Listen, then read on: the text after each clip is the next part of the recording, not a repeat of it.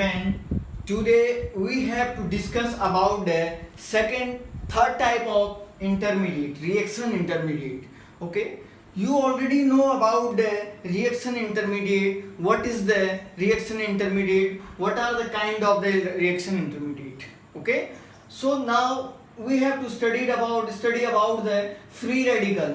इससे पहले वाले लेक्चर में हम लोगों ने कार्बेनाइन प्लस कार्बोकैटायन के बारे में पढ़ा है, तो मैं आप लोगों को बताऊंगा the free radical is just like a carbocation.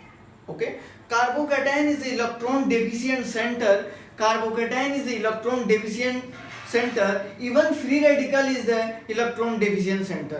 Free radical is just like a carbocation, but there are the some of the difference between the carbocation and the free radical. हमारे पास प्यारे बच्चों कुछ थोड़ा सा डिफरेंस है carbocation और free radical के बीच में, उनको हम लोग आज डिफरेंशिएट करेंगे. ध्यान रखिएगा, आईआईटी जेईई मेंस एग्जामिनेशन में, मेडिकल नीट एग्जामिनेशन में, बोर्ड पे बेस में जो भी प्रॉब्लम्स आएंगे, आप अगर किसी भी रिएक्शन का अगर जो है रिएक्शन मैकेनिज्म अगर जानना चाहते हैं तो पहले उसका इंटरमीडिएट को जानना जरूरी है. अगर आपको बेटा रिएक्शन इंटरमीडिएट के बारे में पता होगा कि कैसे कौन सी किसकी स्टेबिलिटी कैसे सॉल्व होती है, क्या क्या factor which of the factor are the responsible to find out the stability of the free radical carbocation and the carbanion. अगर आप लोग जानते हैं तो आसानी से बच्चों आप लोग जो भी आपके सामने रिएक्शन मैकेनिज्म आती है उसको आप बहुत आसानी से सॉल्व कर सकते हैं. ठीक है ना बेटा. तो क्या होता है फ्री रेडिकल? फ्री रेडिकल का मीनिंग क्या होता है जस्ट मैं आप लोगों को बता देता हूं. फ्री रेडिकल जनरली बनता कैसा है प्यारे बच्चों? सपोज मैंने कहा CH3 H एक ऐसा ग्रुप लगाया और आपने बच्चों अगर इस रिएक्शन को कुछ कंडीशन है फ्री रेडिकल को बनने के लिए प्यारे बच्चों कुछ कंडीशन है कि आप जो है अल्ट्रावायलेट लाइट की प्रेजेंस में या तो उसको रिएक्शन करिए, या तो यहाँ पे परऑक्साइड की प्रेजेंस में होगा, या तो अल्ट्रावायलेट लाइट की प्रेजेंस में होगा, या हम लोग इसको ऐसे बोल सकते हैं एट हाई टेम्परेचर पे जो है हाई टेम्परेचर पे भी हम लोग इसको ऐसे हीट कर सकते हैं. चौथा यहाँ पे लिख सकते हैं एच न्यू लाइट की प्रेजेंस में भी अगर बोल सकते हैं कि भाई अगर हीट करेंगे तो जो है ये फ्री रेडिकल का जनरली फॉर्मेशन होता है. चौथा आपके पास होता है कुछ फ्री रेडिकल जनरेटर होते हैं, जो कंपाउंड फ्री रेडिकल NBS है ना, जो ब्रोमीन फ्री रेडिकल ये सब बनाते हैं, समझ रहे हैं क्या? NBS जो है ये भी एक फ्री रेडिकल जनरेटर है. इनकी प्रेजेंस में जब भी आप लोग रिएक्शन करोगे तो एक फ्री रेडिकल का फॉर्मेशन होता है.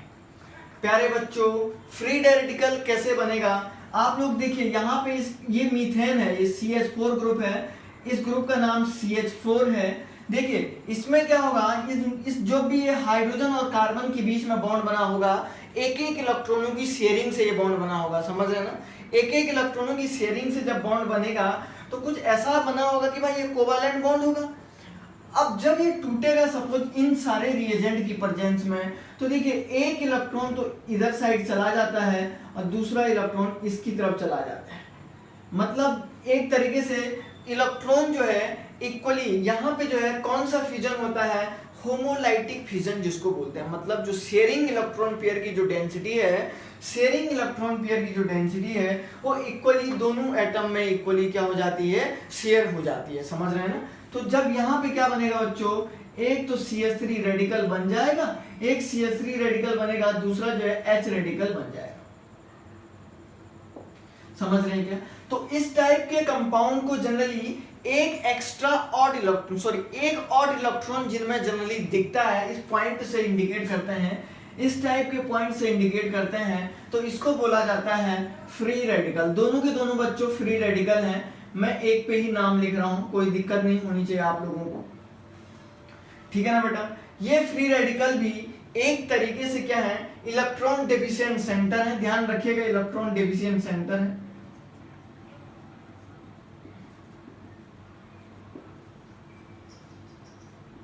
इलेक्ट्रॉन डेफिशिएंट सेंटर है. तो इलेक्ट्रॉन पेयर को जो है इलेक्ट्रॉन पेयर एक्सेप्टर ग्रुप हो जाएंगे. इलेक्ट्रॉन पेयर एक्सेप्टर हम लोग इसको बोलते हैं, जरा ध्यान रखिएगा इस बात का भी. इलेक्ट्रॉन पेयर एक्सेप्टर ग्रुप हो जाएगा. ठीक है ना बेटा. तो देखिए कैसे ये बना हुआ है, ये CH3 की मैं इसका स्ट्रक्चर बनाता हूं. देखिए यहाँ पे क्या है, एक कार्बन एटम इस तरीके से बना दीजिएगा और इस कार्बन एटम के इसके p ऑर्बिटल के लोब को ऐसे इंडिकेट कर दीजिएगा बेटा। समझ रहे हैं क्या? और इसके p के यहाँ पे एक लोब ऐसे इंडिकेट करिए और यहाँ पे एक लोब ऐसे करिए। ये जो 3 p ऑर्बिटल के लोब हैं ये हाइड्रोजन से इस तरीके से हाइड्रोजन से यहाँ पे जो है सिग्मा बॉन्ड बनाए हुए हैं। समझ रहे हैं ना? ऐसे जो है एंड टू एंड ओवरलैपिंग हुई है, तो एक सिग्मा ये हो गया, एक सिग्मा ये हो गया, एक सिग्मा। यहाँ पे मैं हाइड्रोजन हाइड्रोजन इस तरीके से इंडिकेट कर देता हूँ। लेकिन p ऑर्बिटल का देखो, p ऑर्बिटल के बच्चों एक लोब में इलेक्ट्रॉन तो है, समझ रहे हैं क्या? एक लोब में इलेक्ट्रॉन तो है, लेकिन जो दूसरा वाला लोब है प्यारे बच्चों, जो दूसरा वाला लोब है जरा ध्यान से देखिएगा, जो दूसरा वाला लोब है इस लोब में जो है इलेक्ट्रॉन थोड़े ना है, इस लोब में इलेक्ट्रॉन है, तो ये हम बोलेंगे vacant lobe of p orbital. p orbital का ये एक वैकेंट लोब है, समझ रहे हैं क्या? इसी वैकेंट लोब की वजह से ये इलेक्ट्रॉन डेंसिटी को गेन करना चाहता है। That's why this group act as a electron division centre, या हम लोग बोलते हैं act as a electron pair acceptor group. Okay, इसी वजह से बच्चों ये जो ग्रुप होता है इलेक्ट्रॉन पेयर एक्सेप्टर ग्रुप की तरह काम करने की टेंडेंसी रखता है। कोई दिक्कत तो नहीं है ना आप लोगों को? ठीक है ना? तो देखिए क्या है इसमें, एक बात और बता रहा हूं, एक इंपॉर्टेंट बात मैं आप लोगों को बताना चाहता हूं, हाइब्रिडाइजेशन ऑफ मिथाइल रेडिकल। बहुत सारे स्टूडेंट कंफ्यूजन रहते हैं बेटा इसमें कि इसका हाइब्रिडाइजेशन जो है sp3 होगा या sp2 होगा, समझ रहे हैं ना? काफी स्टूडेंट जो है इस बात से बहुत कंफ्यूजन में रहते हैं। तो देखिए बेटा क्या होता है, मैं इसके बारे में आज आपका कंफ्यूजन दूर कर देता हूं। तो देखिए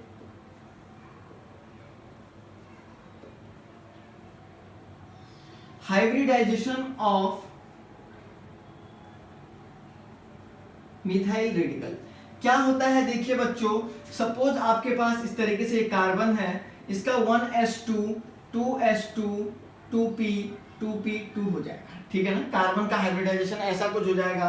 तो मैंने आपको बताया है कि भाई वैलेंसी जो ऑर्बिटल होते हैं, ये वैलेंसी जो ऑर्बिटल होते हैं, valency shell is generally take part in the hybridization, है ना? हाइब्रिडाइजेशन को होने के लिए जो है generally valency orbital of an atom generally participate करते हैं।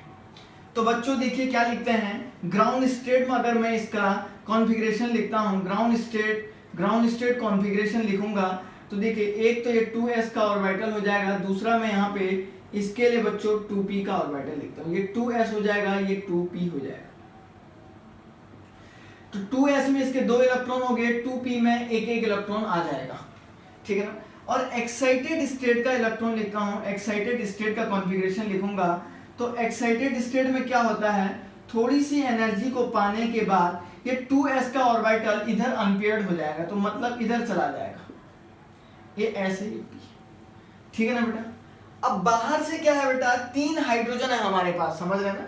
तो बाहर से 3 हाइड्रोजन है, तो एक ये क्या हो जाएगा, देखिए एक तो ये s ऑर्बिटल यहाँ पे है, और दूसरा ये कौन सा वाला है बेटा, ये p ऑर्बिटल है, और ये भी आपका कौन सा वाला है, ये भी p ऑर्बिटल है, और बेटा ये भी p ऑर्बिटल है, ठीक है ना? ये भी p है, ये s है। बाहर से आने वाला हाइड्रोजन का कौन सा ऑर्बिटल आएगा बेटा, हाइड्रोजन का आएगा s ऑर्बिटल, ठीक है ना? हाइड्रोजन का s ऑर्बिटल ही हमेशा पार्ट करता है, क्योंकि हाइड्रोजन के वैलेंसी में जो है सिंगल इलेक्ट्रॉन रहता है, तो हम लोग इसको क्या नाम से बोलते हैं, 1s1 के नाम से जानते हैं। ऑलरेडी हाइड्रोजन को जो है अपनी स्टेबिलिटी को मेंटेन करने के लिए सिंगल इलेक्ट्रॉन की रिक्वायरमेंट होती है। तो जरा ध्यान से देखो बच्चों, जरा ध्यान से देखिए क्या होता है। देखिए मैं इसको बना रहा हूं बहुत अच्छे से, देखिए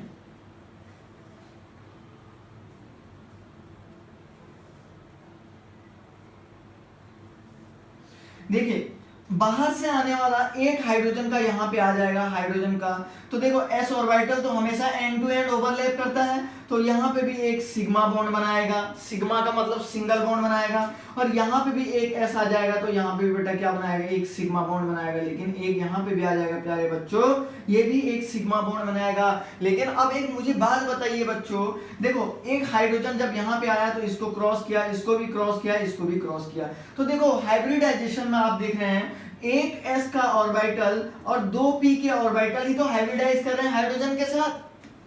अरे हाइड्रोजन के साथ कौन मिल रहे हैं, इतने ही तो मिल रहे हैं। तो देखो अब एक बात बताता हूं, लेकिन ये रॉन्ग है, ये तो ओवरलैपिंग हुई है, लेकिन ये जो है जब दो ऑर्बिटल हाइब्रिडाइजेशन में पार्ट करते हैं बच्चों, तो ये जो है एक ऐसा इक्वली ऐसा बना देता है।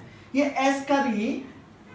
एस का एक्चुअली स्फेरिकल शेप का ऑर्बिटल होता है ना, लेकिन जब आपस में इंटरमिक्स होते हैं तो सेम एनर्जी और सेम शेप के ऑर्बिटल, तीन इक्वल शेप के ऑर्बिटल बना दिए हैं, तभी ऐसा बनाया मैंने।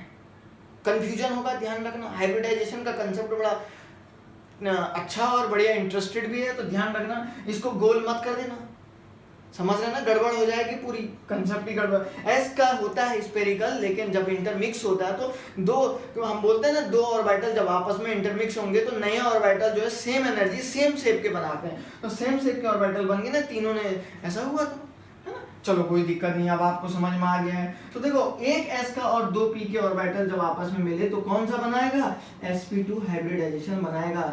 लेकिन आप देख रहे हैं बच्चों, P का एक लोब अभी भी खाली है, तो ये वैकेंट है ना, क्या इसके साथ हाइब्रिडाइजेशन हुआ, क्या ओवरलैपिंग हुई क्या हाइड्रोजन की, नहीं। सो दैट्स व्हाई इसका जो हाइब्रिडाइजेशन होगा sp2 हाइब्रिडाइजेशन होगा। बहुत इंपॉर्टेंट बात बता रहा हूं। लेकिन सेकंड केस अगर मैं आपको एक और इंटरेस्टिंग पार्ट बता देता हूं, CF3 trifluoride, methyl trifluoride radical जिसको बोलते हैं, मिथाइल ट्राइफ्लोराइड रेडिकल इसका नाम है, इसका नाम मिथाइल रेडिकल हो गया, उसका ट्राइफ्लोराइड जो है मिथाइल ट्राइफ्लोराइड रेडिकल इसको बोल देते हैं।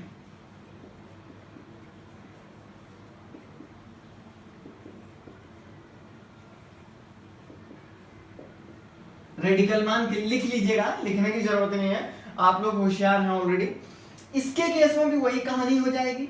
तो मैं कार्बन का एक काम करता हूं बच्चों, कार्बन के लिए देखो, कार्बन का तो वही हो जाएगा, कार्बन अगर सी इस तरीके से लिखते हैं 1s2 2s2 2p2 हो जाएगा। लेकिन फ्लोरीन के लिए भी कुछ ऐसा ही हो जाएगा, देखिए 1s2 2s2 2p कितना हो जाएगा, 5 हो जाएगा, है ना। तो फ्लोरीन को क्या है, एक एक इलेक्ट्रॉनों की जरूरत है, फ्लोरीन को भी एक की जरूरत है, और कार्बन को भी जो है देखने वाला, देखिए कितने, दो पहले से हैं, बाकी के जो है वो खुद वहां से ले लेगा कि आपको जो है 6 इलेक्ट्रॉन उसको लेने। कैसे लेगा, क्या करेगा, इसकी कहानी बताता हूं। देखो यहां तक तो बिल्कुल सेम रहेगा, यहां तक समझ रहे हैं ना। तो मैं सीधे एक्साइटेड स्टेट का कॉन्फ़िगरेशन लिख रहा हूं फ्लोरीन के लिए। देखो बेटा, सीधे एक्साइटेड स्टेट में लिखता हूं मैं। एक्साइटेड स्टेट में क्या होगा, ये S का हो जाएगा, ये इस तरीके से P के ऑर्बिटल हो जाएगा। देखिए कार्बन का यही हो जाएगा, तो इस तरीके से 1 2 3 हो जाएगा एक्साइटेड स्टेट में। तो देखो ये ऐसा रहेगा, ये भी जो है देखिए जरा ध्यान से,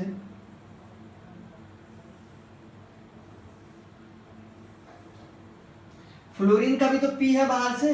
तो देखो बच्चों, आपको एक बात बता देता हूं, एक फ्लोरीन का ये S हो गया, ये P हो जाएगा इसके लिए। एक फ्लोरीन का बाहर से आएगा तो कैसे, कौन सा वाला आएगा, उसका भी तो P आएगा। तो वो जो P होगा वो P कैसे ओवरलैप करेगा बच्चों, वो P जो है आप लोग कहेंगे कि सर वो भी तो एंड टू एंड ओवरलैप करेगा, तो सिग्मा बनाएगा। एक फ्लोरीन आ गया, आया बेटा। दूसरा फ्लोरीन देखो, दूसरा फ्लोरीन भी तो ऐसे ही आएगा भाई, तो ये भी सिग्मा बनाएगा। तीसरा फ्लोरीन भी आएगा और ये भी बच्चों क्या बनाएगा, सिग्मा बनाएगा। अब देखो आप देख रहे हैं, लेकिन अब क्या होगा इसका हाइब्रिडाइजेशन, इसका भी sp2 होना चाहिए, लेकिन sp2 नहीं होगा। स्मॉल साइज ऑफ फ्लोरीन होने की वजह से, स्मॉल साइज ऑफ फ्लोरीन होने की वजह से यहां से क्या होता है, ये इलेक्ट्रॉन थोड़ा सा आपस में रिपल्शन करता है, इलेक्ट्रॉन रिपल्शन करेगा तो इस ऑर्बिटल में भी क्या हो जाएगा, शिफ्टिंग हो जाती है।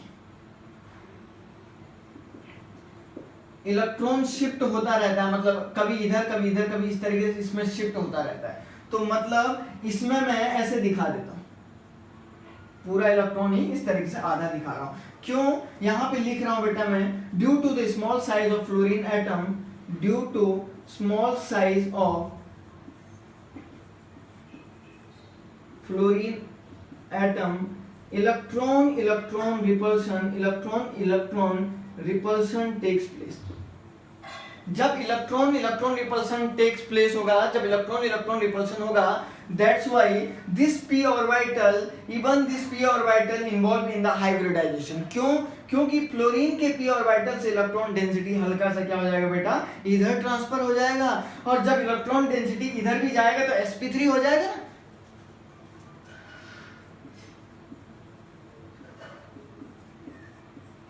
ठीक है ना। क्या बोल रहा हूँ, ये p ऑर्बिटल का small size of p orbital बहुत छोटा है। छोटा होने की वजह से क्या होता है कि इलेक्ट्रॉन इलेक्ट्रॉन रिपल्शन होगा। जब इलेक्ट्रॉन इलेक्ट्रॉन आपस में टकराएंगे बेटा तो इलेक्ट्रॉन जहां खाली जगह होगी वहां चला जाएगा। जब इलेक्ट्रॉन खाली जगह जहां पे उसको मिलती है तो वो उस साइड चला जाता है। तो देखो मैंने ये डॉट डॉट से दिखा रखा है, समझ रहे हैं ना। डॉट डॉट मतलब कम इलेक्ट्रॉन जा रहा है, मतलब इस वजह से हम बोलेंगे दिस ऑर्बिटल इन्वॉल्व या participate in the hybridization procedure. तो ये इलेक्ट्रॉन जो है, ये ऑर्बिटल जो है हाइब्रिडाइजेशन प्रोसीजर में जो है पार्ट करता है, हम बोलेंगे। तो अब इसका हाइब्रिडाइजेशन भी क्या हो जाएगा बेटा, अब इसका हाइब्रिडाइजेशन अब क्या हो जाएगा, तो मतलब ये भी क्या हो रहा है, इन्वॉल्व इन हाइब्रिडाइजेशन। लिख देता हूं मैं यहां पे।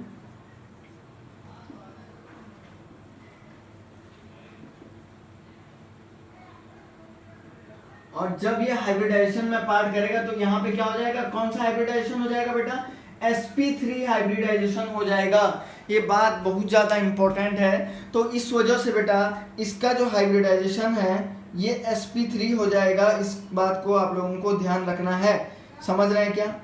sp3 हाइब्रिडाइजेशन क्यों हो रहा है, क्योंकि इलेक्ट्रॉन इलेक्ट्रॉन रिपल्शन जब होता है, इलेक्ट्रॉन इलेक्ट्रॉन रिपल्शन होने की वजह से, और जब क्या होता है p ऑर्बिटल का साइज ऑलरेडी बहुत कम है तो आसानी से क्या हो जाता है, वो उधर को चला जाता है इलेक्ट्रॉन, समझ रहे हैं ना। तो इसलिए हम बोलेंगे इसमें sp3 हाइब्रिडाइजेशन होता है। ये काफी ज्यादा इंपॉर्टेंट है, ठीक है ना। अब हम लोग पढ़ते हैं टाइप्स ऑफ फ्री रेडिकल, ठीक है ना बेटा। टाइप्स ऑफ फ्री रेडिकल में वही हो जाएगा बेटा जैसे कार्बोकैटायन के लिए हो रहा था, बार बार वही अल्काइल कंजुगेटेड वो समथिंग सारा लिखने की जरूरत नहीं है। मैं लिख देता हूँ सब के सब एक साथ लिख रहा हूँ बेटा। देखिए सबसे पहला मैं यहाँ पे लिख देता हूँ, एक फ्री रेडिकल होता है CH3 फ्री रेडिकल, इसको बोलते हैं मिथाइल फ्री रेडिकल, ठीक है ना। दूसरा हमारे पास होता है बच्चों इस तरीके से CH2 फ्री रेडिकल, इसका नाम होगा 1 डिग्री फ्री रेडिकल, ठीक है ना। तीसरा हम लोग लिखते हैं यहाँ पे, तीसरा हम लोग लिखते हैं बेटा CH रेडिकल, इसको हम लोग बोलते हैं 2 degree free radical. And next one is the 3 degree free radical, ठीक है ना। 3 डिग्री फ्री रेडिकल हो जाएगा।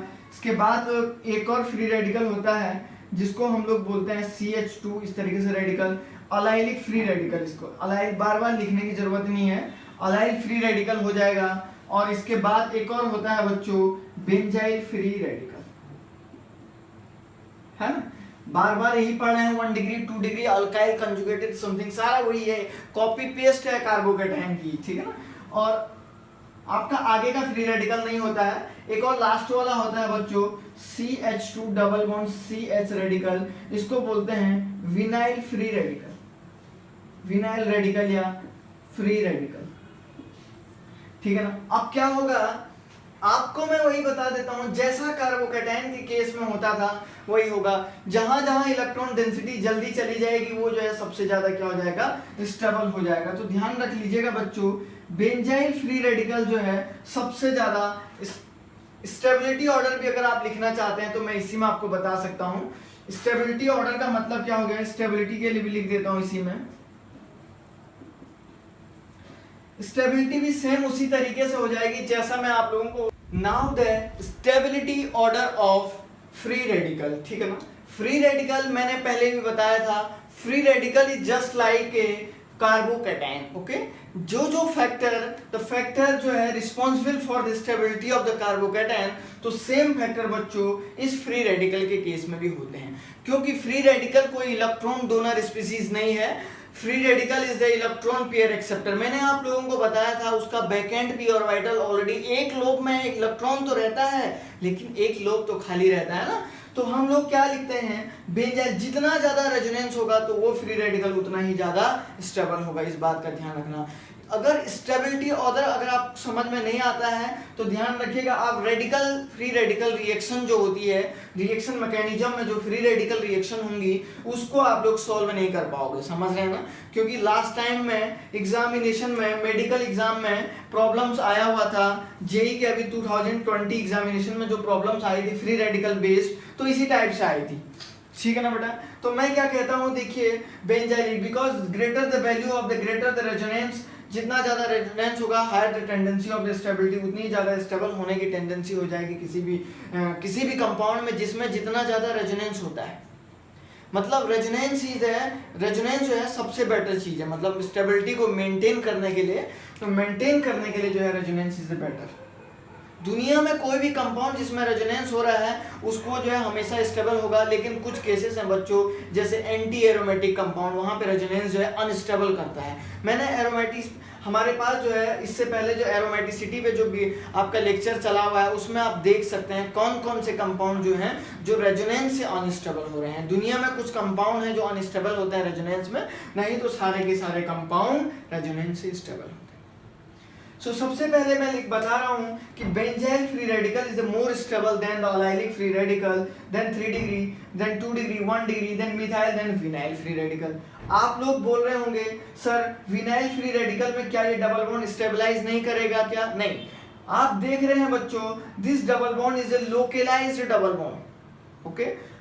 इसमें रेजोनेंस नहीं हो रहा है क्योंकि resonance only double bond single bond के अल्टरनेट पोजीशन पे डिपेंड करता है। डबल बॉन्ड सिंगल बॉन्ड के अल्टरनेट पोजीशन पे डिपेंड करता है। यहाँ पे रेजोनेंस क्या है बच्चों, इस पी ऑर्बिटल के लोब का इस कार्बन कार्बन डबल बॉन्ड से, इस पाई बॉन्ड से कुछ भी लेना देना नहीं है।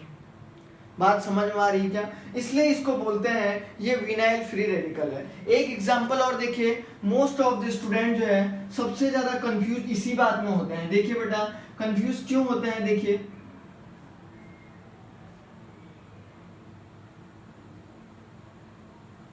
अब एक ये रेडिकल मैंने बना दिया, जरा देखो ध्यान से, एक ये रेडिकल बना दिया बेटा, देखिए तो ये कौन सा रेडिकल? आप बोलेंगे सर क्या ये बेंजाइल रेडिकल है क्या, बेंजाइलिक रेडिकल है क्या, बेंजाइलिक फ्री रेडिकल? नहीं प्यारे बच्चों, ये बेंजाइलिक फ्री रेडिकल नहीं है, क्योंकि आप देख रहे हैं, देखिए जरा इस पोर्शन को जरा ध्यान से देखो बच्चों, इस पोर्शन को एक काम करते हैं, मैं आपको बता रहा हूं, इस पोर्शन को जरा मिटा दीजिएगा, जरा मिटा दीजिएगा तो देखिए यहाँ पे ये CH2CH है ना, यहाँ पे क्या बनेगा, ये CH2 बन जाएगा। देखिए अगर आप इसको हटा देते तो यहाँ पे CH2 बन जाएगा।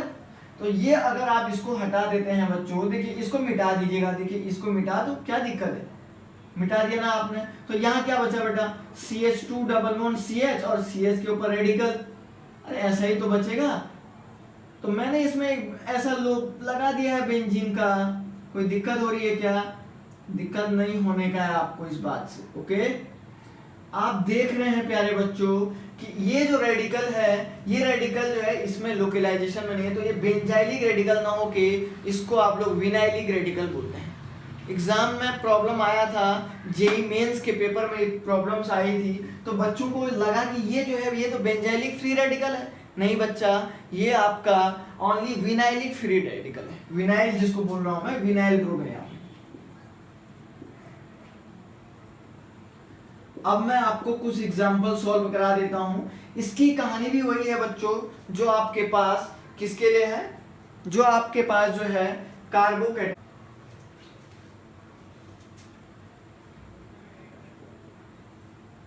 कुछ एग्जाम्पल हम लोग सॉल्व करते हैं, ठीक है ना। सबसे पहले मैं आप लोगों को एक ऐसा एग्जाम्पल करवा के दिखाते हैं। यहाँ पे एक रेडिकल बना दीजिएगा, दिख रहा होगा शायद आप लोगों को। दूसरा मैंने आप लोगों को ऐसा कुछ बनाया है, देखिए। और तीसरा, इन तीनों रेडिकल में देखो बच्चों, ये आपका 2 डिग्री रेडिकल है, जरा ध्यान से देख लीजिएगा। ये 2 डिग्री रेडिकल है, ये आपका 3 डिग्री रेडिकल है, ये मिथाइल रेडिकल है। तो जो सेकंड वाला फ्री रेडिकल है that is the more stable हो जाएगा। ये ए है, सॉरी ये ए है, इसको बी नाम दे दीजिएगा और इसको बेटा क्या नाम दे दो, सी नाम से इंडिकेट कर दो, ठीक है ना। ये सेकंड वाला फ्री रेडिकल ज्यादा स्टेबल है, या बी वाला ज्यादा स्टेबल है कंपैरिजन टू ए और then C. This is the most important example, ठीक है ना। ध्यान रखिएगा, ये एग्जामिनेशन में पूछा जाएगा बेटा, और इस टाइप की प्रॉब्लम पूछी जाती है ना। एक रेडिकल और मैं यहाँ पे बना देता हूँ, एक ऐसा रेडिकल बना देता हूँ ए, सेकंड एग्जांपल मैं यहाँ पे ले रहा हूँ। दूसरा रेडिकल बेटा मेरे पास कुछ ऐसा रेडिकल है। आप लोगों को अब मुझे लगता है बहुत अच्छे से आने लग गया है ये टॉपिक, समझ रहे हैं ना, क्योंकि हमने बहुत अच्छे से इसको आपको पढ़ा दिया है। सो आप, मुझे लगता है अब आप नहीं भूल सकते उसको, ठीक है ना बेटा। ये ए है और दूसरे वाले को आप बी मान के चलो बेटा, तीसरे वाले को सी मान के चलिए। तो देखिए ज्यादा से ज्यादा रेजोनेंस किस फ्री रेडिकल में हो रहा है, resonance is the more dominant over the hyperconjugation as well as inductive effect, so that's why this B free radical, B वाला जो फ्री रेडिकल होगा बेटा वो ज्यादा स्टेबल होगा इन दोनों के कंपैरिजन में। तो उसके बाद क्या हो जाएगा, ए और देन कोई दिक्कत तो नहीं है। ये बहुत सारे एग्जांपल है बेटा, ये करवाने की जरूरत तो नहीं पड़नी चाहिए क्योंकि आप लोगों को ये आना चाहिए आप, ठीक है ना, क्योंकि कार्बोकैटायन और ये एक जैसा ही है, कार्बोकैटायन और ये एक ही जैसा है। अगर मैं इसमें कुछ स्पेशल कैसे करवाऊंगा, कुछ है ही नहीं स्पेशल तो कैसे करवाऊंगा, ठीक है ना। एक और लास्ट एग्जांपल है बेटा, देखिए जरा,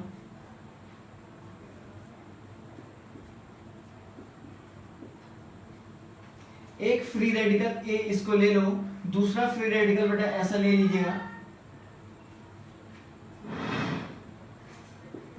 this is the B and the second one is the this type of the free radical,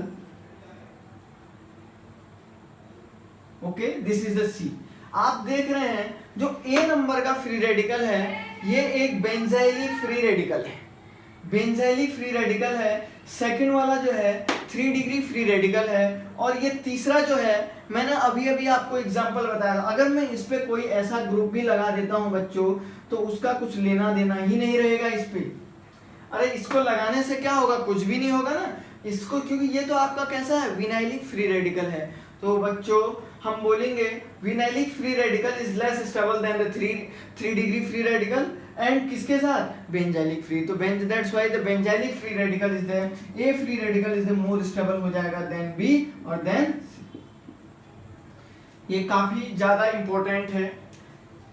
एक तरीके से जो भी अभी मेरे पास रिएक्शन मैकेनिज्म में हम लोग यूज करेंगे बच्चा, रिएक्शन मैकेनिज्म में जो भी आपको रिएक्शन इंटरमीडिएट यूज करना है, कार्बोकैटायन कार्बेनाइन फ्री रेडिकल, मैंने और दो इंटरमीडिएट लिखवाए थे आपको, एक कार्बीन लिखवाया था, carbene free radical, sorry carbene reaction intermediate, और दूसरा आपको लिखवाया था नाइट्रीन, एक और होता है फॉस्फीन। फिलहाल हमको पढ़ने की जरूरत। कार्बीन के बारे में प्यारे बच्चों मैं आप लोगों को रीमा-टीमन रिएक्शन में ही पढ़ाऊंगा, यहाँ पे उसका काम भी नहीं है, बस आपके सिलेबस में एक ही रिएक्शन है उसकी, रीमा-टीमन, तो वहां पे मैं कार्बीन का थोड़ा सा डिस्क्रिप्शन बता दूंगा तो वो कंप्लीट हो जाएगा। नाइट्रीन भी हमारे पास जो है nitrogen compound containing nitrogen chapter में कुछ नेम रिएक्शन है, वहां पे नाइट्रीन इंटरमीडिएट के बारे में है, तो नाइट्रीन के बारे में बेटा मैं वहां पे बता दूंगा, ठीक है ना। तो ये कार्बीन और नाइट्रीन दोनों अलग टाइप के हो जाएंगे, और ये अलग टाइप के, ये बेसिक फ्री रिएक्शन इंटरमीडिएट हैं,